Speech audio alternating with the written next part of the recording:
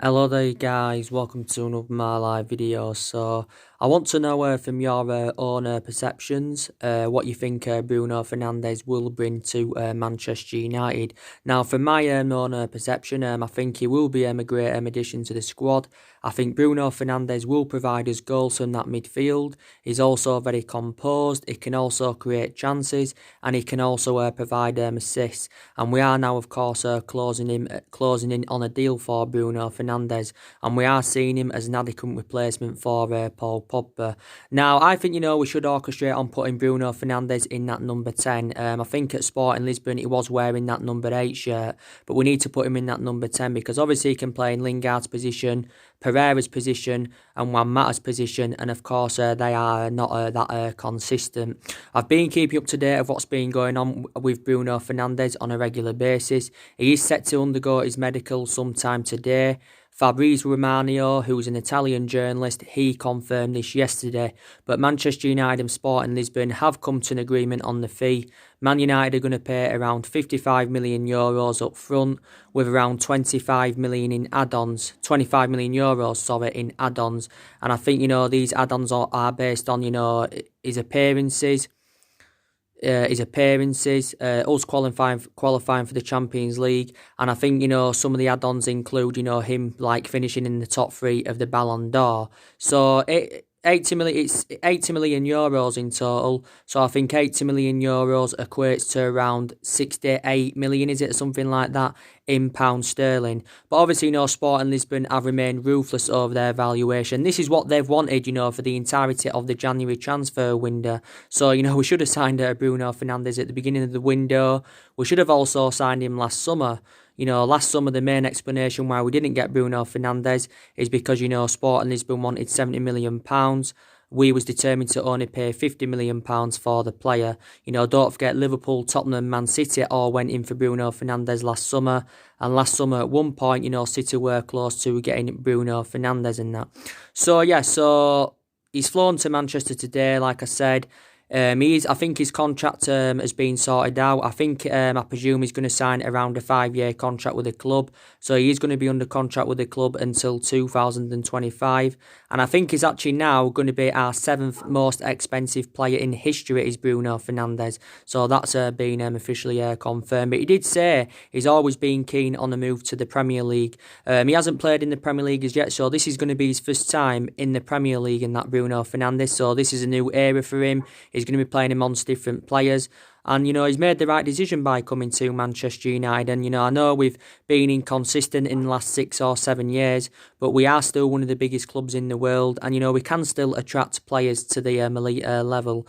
Bruno Fernandes, in his 2.5 years, with Sporting Lisbon, he scored 64 goals in 137 appearances in all competitions. And now that is very, very impressive.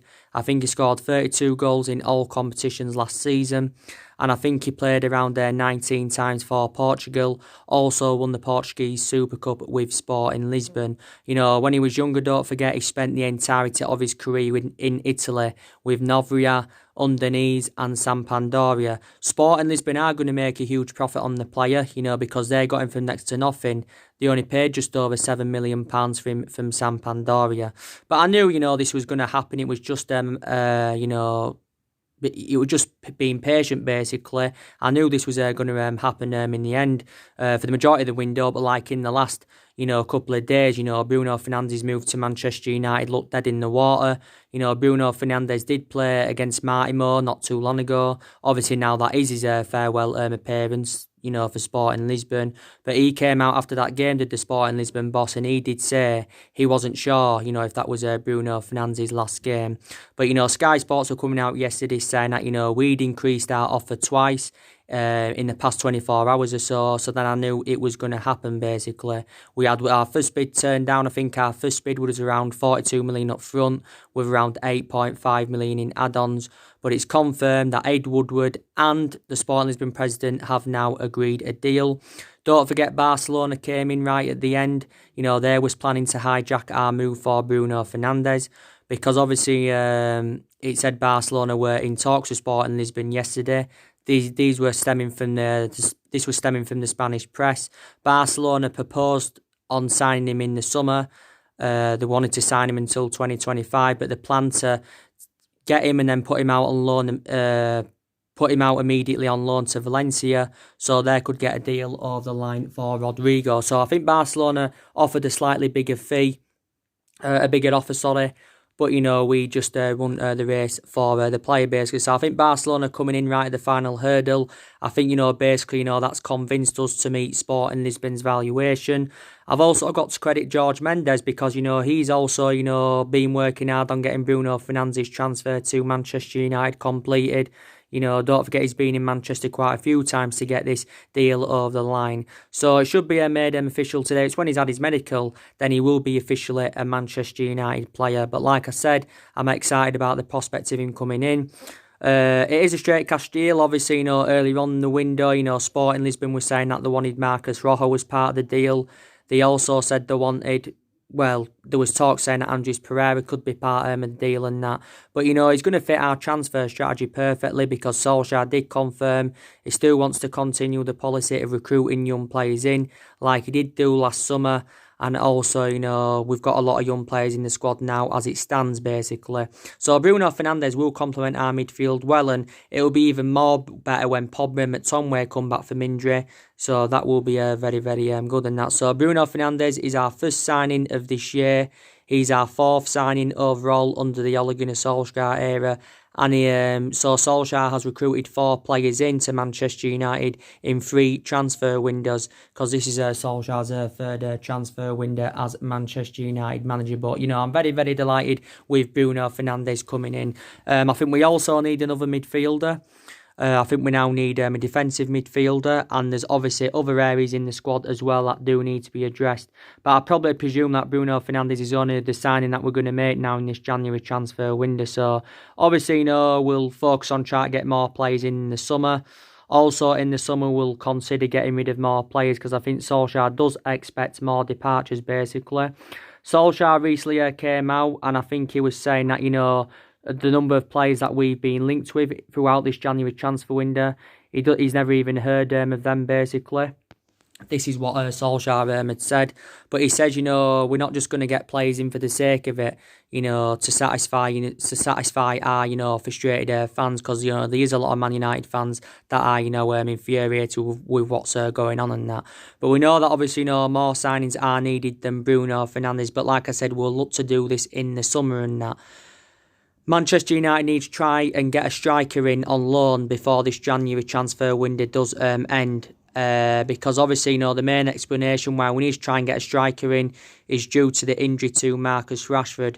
Marcus Rashford has been injured. He's injured, and Marcus Rashford, I think, is going to be out for at least a couple of months with this injury. He has sustained a double fracture in his back as Marcus Rashford, so his injury is very severe. Obviously, this injury he's got now is totally comparison to the one that I had earlier on in the season, basically, in that. So it's a very, very severe Marcus Rashford's injury. Maybe some of the blame stems from Solskjaer with him putting him on against Wolves. If he hadn't come on against Wolves, then maybe, Rashford would have been fully fit now. But Rashford's a long-term solution for Man United because he's one of the players I would be determined to keep. And there's some other players I'd be determined to keep at the club. But, Rashford's definitely one of them because he has definitely been one of our best players this season as Marcus Rashford and that. So, I still think Manchester United can get Islam Slimani in before the deadline day on Friday because we've considered about getting him on loan. Also, Tottenham have been in talks over getting Islam Slimani on the board. Islam Slimani has told Monaco that he wants them to end his loan spell, basically. Leicester have given their overarching view on it, and Leicester have said they want £4 million from either Manchester United or Tottenham for this loan to go through. Now, Islam Slimani can also score goals. He's 31 years of age. He's currently on loan at Monaco at the moment. I think he's done well since he's gone on loan with Monaco.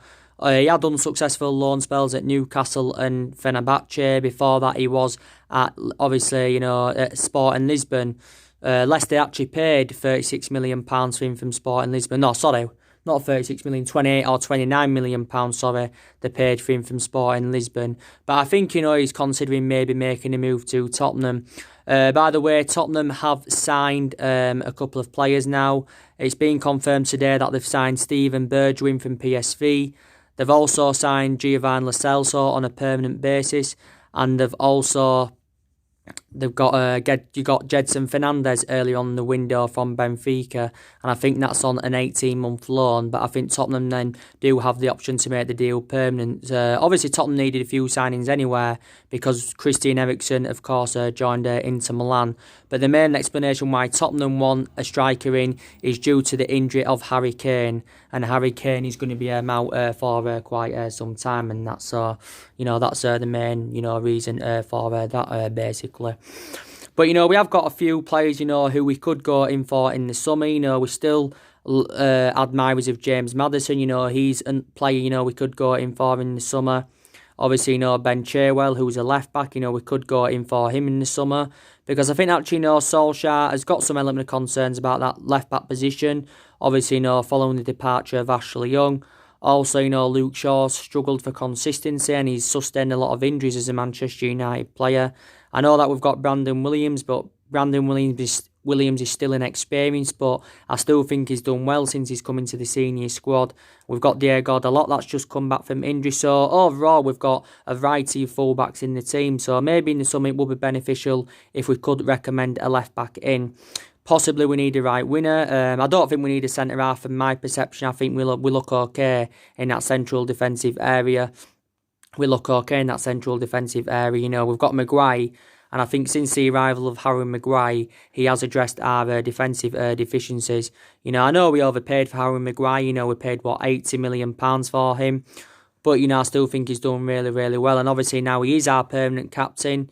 Obviously, the main explanation for that is following the departure of Ashley Young. So this is why Harry Maguire is our permanent captain. But yeah, I don't think we need a centre half basically. So I think overall we need to try and get around 4 signings in the summer. Then I may start to believe then we can be back to being a competitive elite level football club and we can be up there challenging for major honours and that. Because there's still a lot of aspects of our game that need to improve. These problems on the pitch, there's also problems with the backroom staff, there's problems with the management, as you all know, and we need to see a variety of changes at the football club. I think we need to get rid of Ed Woodward, we also need to get rid of the board. They've been a liability for several years, you can say, reflecting on how poor our recruitment has been, also on the poor selection of managers. I think we need to get rid of the Glazers. I think some United fans may feel, though, that the Glazers could, sell the club. The Glazers, I think, have been at the club, since like 2005 when they'd taken over, and obviously they've been taking money out of the club in the last decade or so. So basically, they deserve the criticism, that they are getting from a lot of Manchester United fans. And I still feel as though we need a change of management. If Solskjaer is to improve as Manchester United manager, then my perceptions will change. But until then, I am still Ole Gunnar Solskjaer out. Solskjaer has been at Manchester United now for 13 months. He has been here over the year. He's been permanent manager now for around 10 months as Solskjaer. And I think that was one of the mistakes Man United did make, was giving him the job on a permanent basis. But I do feel as though the main explanation why we've been inconsistent in the last 6 or 7 years, it's not the only one, but I think it's the main one that, we've made a lot of mistakes in the last 6 or 7 years. Maybe you can say we've recruited the wrong calibre players in. Maybe some players that we got in who we shouldn't have got rid of. So this is, probably why we've been, so inconsistent. Maybe you can take into account as well, Man United have had a lot of injuries this season, but I still don't think that's excusable for how inconsistent we've been. As it stands at the moment, we have enjoyed our worst start to a Premier League season for 30 years. Solskjaer is the worst manager that Manchester United have had for what I know anywhere, because since he's got the job permanently, we have lost more games in the league than we've actually won. So Solskjaer is still under pressure at the club, but if we did decide to get rid of him any time within this 2.5 year period, what he's got left on his contract, then the club would have to pay something to get rid of him. I think, disregarding Solskjaer being a club legend and that, I think, the board probably, would have sacked Solskjaer by now and that. But, we've confirmed, the club have confirmed that Solskjaer is going to be backed in the next couple of windows at least. So this is what has been confirmed. Hopefully we can get top 4 this season. Very hopeful of that. and we are still in that top 4 race. We are, 6 points behind top 4. And we've had so many opportunities to get in that top 4 this season, but we haven't capitalised when Chelsea have, dropped points, and Chelsea have been so inconsistent. It would be good to get some silverware on the board this season, because Solskjaer has spoken about, the importance of us getting silverware on the board. I think we'll be determined to give him another season, definitely, if we can get the top 4 and get some silverware on the board. Maybe if we don't do this, then maybe he won't be given another season, Ole Gunnar Solskjaer. But reverting back to what I said about Bruno Fernandes, with him coming in now, can he save Ole Gunnar Solskjaer at Manchester United? And that is the question I want to ask all my viewers. Can one player make a difference? And,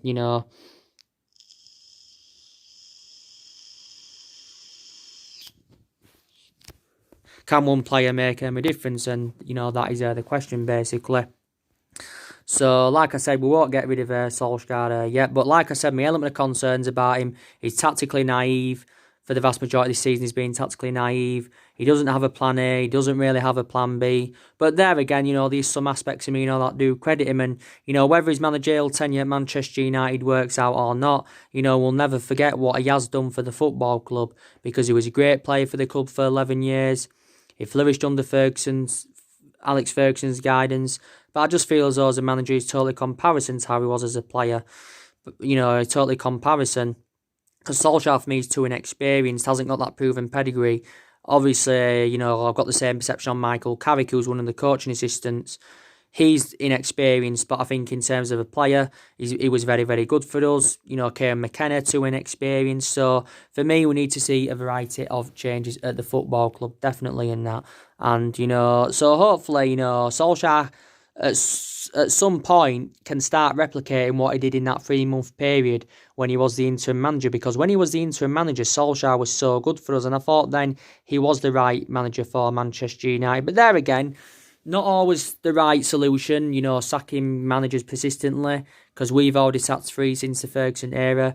Not always the right solution getting the managers in with the proven pedigrees, because we've already had 2 Galactico managers. We had Louis van Gaal, didn't work out. We had Jose Mourinho, of course, didn't work out. And he enjoyed the 2.5-year tenure at the football club and that. Also, I give you the news, didn't I, earlier on regarding Ed Woodward. I think it was disgraceful what happened yesterday night. Of course, Ed Woodward's £2 million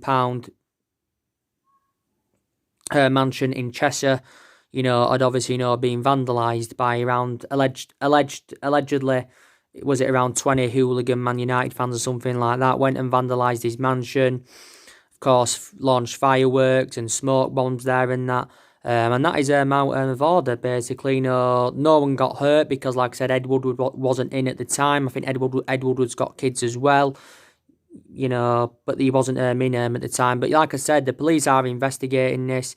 No one's been hurt, and I don't think much more has updated about it since I updated you earlier on today. Obviously, if more things update about it, then obviously now we'll be back on the channel. But yeah, so any of them do get found guilty, of course, they will be banned for life from the football club, basically. But, that's not the answer doing something like that, basically. I think that's not the answer doing that. It's not the answer to do anything like that, What we've been doing at the ground is more of a better option, than doing that to, what they currently did in that. And I can understand the frustration amongst many Manchester United fans, including me. Obviously, we have got to get Ed Woodward out of the club. Like I said, we've got to get the Glazers out of the club, because I don't like the way the football club's been run in the last 6 or 7 years anywhere. So, you saw my video on that. You saw my video on that and that. I want to give you some news as well, by the way, regarding Mauricio Pochettino. I haven't spoken to you about Pochettino for quite some time. Just want to say that Pochettino is very unlikely now to replace Ole Gunnar Solskjaer at Manchester United this season, that is, due to the clause in his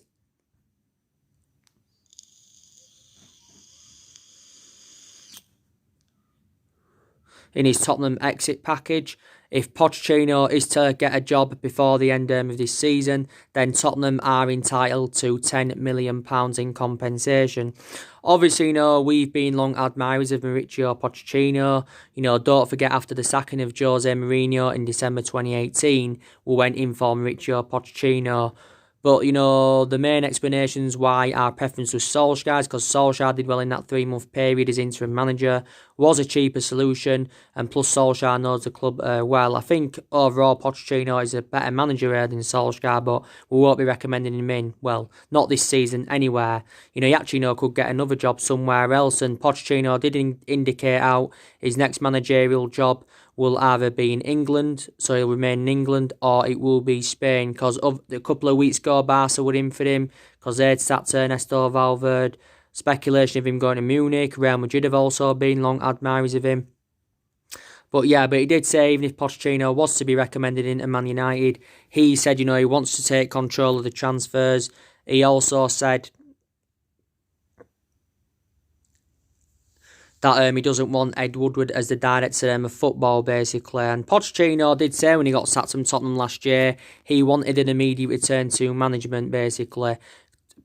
That's one mistake Tottenham made, was getting rid of Pochettino. They should have never got rid of him. I know they got Mourinho in, but I think Jose Mourinho now is finished at the top level as a manager anyway. He's got a proven pedigree. He's won a hell of a lot of silverware as a manager as Mourinho, but I think he's finished now. He's past his sell-by date, in my opinion. But Pochettino enjoyed a good 5.5 years with Tottenham. Hasn't won out in terms of silverware, but prior to that, a good manager. Also enjoyed a good short tenure with Southampton when he was there. And before then, he was at Espanyol. So Pochettino began his managerial career in 2009. So he's been managing now for just over a decade and that. But he will get another job with Mauricio Pochettino. But he did say even if he was to come in, it'd be more likely to be at the end of the season, not at this moment in time. So due to the clause now, I don't think we're going to get him anywhere. So that's the latest news regarding Mauricio Pochettino. And all of that, basically. Big game tonight against Manchester City at the Etihad Stadium. And I'm really looking forward to the game. And, this is the third Manchester derby of the season. It's the third Manchester derby of the season. Solskjaer's already overcome Pep Guardiola once this season at the Etihad because we did beat them by 2-1. And don't fully disregard us because, we've done really well against elite opposition this season. We just haven't seemed to really replicate that against lower opposition. So that's my element of concern, basically, regarding that. But you never know in football. I know, we're 3-1 down from the first leg. City totally dominated the first leg. But we need to produce a miraculous comeback, just like we did do in the PSG game last season. We need to see the same in this game against Manchester City. Definitely need to see the same thing. But I think City are going to go through. Aston Villa into the final. They're beaten Leicester. Congratulations to Villa and Dean Smith. If we can get past City, we'll play Villa in the final, and it will be a repeat of the 2010 final when we did beat Villa by 2-1. But it's going to be interesting to see, like I said, how Solskjaer approaches this game. I think Solskjaer should stick with 3 at the back. I think he should persist with 3 at the back because 3 at the back seems to suit our standards. It worked against Tranmere well. Won 6-0 against Tranmere. It worked really well against Tranmere. It also worked in the 1-1 draw with Liverpool earlier on in the season. And it also, worked in one of the games against Partizan Belgrade.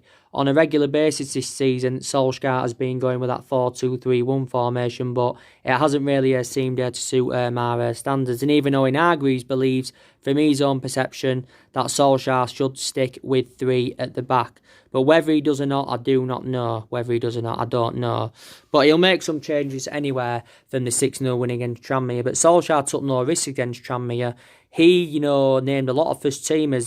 There was only a couple of key players that he rested because he was aware that the conditions were bad at Tranmere. He didn't want to take any risks and he just wanted us to progress into the 5th round of the FA Cup. And this is exactly, what Man United have done. I expect us to beat Tranmere, but I didn't expect us to beat them 6-0. But City's going to be very difficult. I know they haven't been as good this season as there was last season or the season before when they registered 100 points. But, they are still a dominant force, our Man City, and I do believe they're probably going to get runners-up this season. They're still one of the best teams in England. They're going to get some silver on the board this season. I think they're going to win the Carabao Cup. I think they could win the FA Cup. They won't win the Champions League because they haven't got a decent pedigree in the Champions League. But, City are still a very strong team. And this season, they were looking to win their third back-to-back Premier League title, basically. You saw my reaction to Ole Gunnar Solskjaer's press conference. I mentioned some of the stuff that he'd mentioned and that, he did. Before the news came out about Fernandes coming, he didn't give us any updates regarding Bruno Fernandes. He obviously, confirmed that Alexis Sanchez is coming back to Manchester United in the summer. So in the summer, Sanchez is going to join the rest of the squad for the pre-season tour. And, according from Solskjaer's perception, he believes that Sanchez will prove everyone wrong. And I think this is a bad decision from the football club, giving Sanchez another opportunity. He's on loan at Inter Milan at the moment. His appearances at Inter Milan have been limited. I think he's only made 17 appearances. 7 appearances for Inter Milan. And he's only played around 214 minutes of football. Is it something to do with the injuries he's had? Because obviously, when we had Sanchez for 18 months, he sustained a lot of injuries. Never really played for Man United. But he was a total flop. And I thought when he came to Man United, he was going to succeed. I thought he was going to replicate what he did with Arsenal and what he did with Barcelona when he was younger under Pep Guardiola's guidance. But he just didn't do that. So we wanted to get rid of Sanchez permanently, but we couldn't, reflecting on his substantial wages. Because at Man United, he was on a good, 400 grand a week. And he was the highest paid player at the club. He's on loan now at Inter Milan, but despite the fact he's on loan now at Inter Milan, we're still paying, the vast majority of his wages. I still believe we're paying him around, £300,000 a week, and Inter Milan are paying the rest. But, so he's coming back as Sanchez, so he's not going to another club, or he's not going to Inter Milan on a permanent basis. But unless he can, do something, dramatic, when he does come back to the football club after his loan spell with Inter Milan. Solskjaer obviously, reacted, to, Jurgen Klopp saying he's going to field his under-23s in Liverpool's replay against Shrewsbury. And Solskjaer, basically just said, we quit the FA Cup in 2000. He still regrets it now, despite the fact that it is 20 years ago. So Solskjaer has warned Jurgen Klopp over this. He says that Rojo won't be leaving the football club, not this year anywhere. I don't think, he's working hard to get back fit because Rojo's been out, I think, with some kind of muscle problem. I think Tuanzebe is now close to returning. Bay and Fosu-Mensah are now back, so could they be involved in the game tonight? So, so players are now at least, coming back from injury now, to be fair. Solskjaer's also given some news regarding Paul Pogba, and he said that, Paul Pogba is desperate to return. He's desperate, to return. He wants to start playing again. But I think it remains unknown. Well, I don't know the exact date when he's, going to be back, so I can't even estimate it. But I think he's due back sometime in February, is Paul Pogba. He has had his ankle cast removed, like Solskjaer confirmed. So he should be back sometime in February, should Paul Pogba. But he's only played 8 times this season, Pogba, because he's missed the vast majority of our games due to injury, basically. So he did give us some news regarding Paul Pogba. So that's everything to update you with. So medical very imminent now for Bruno Fernandes.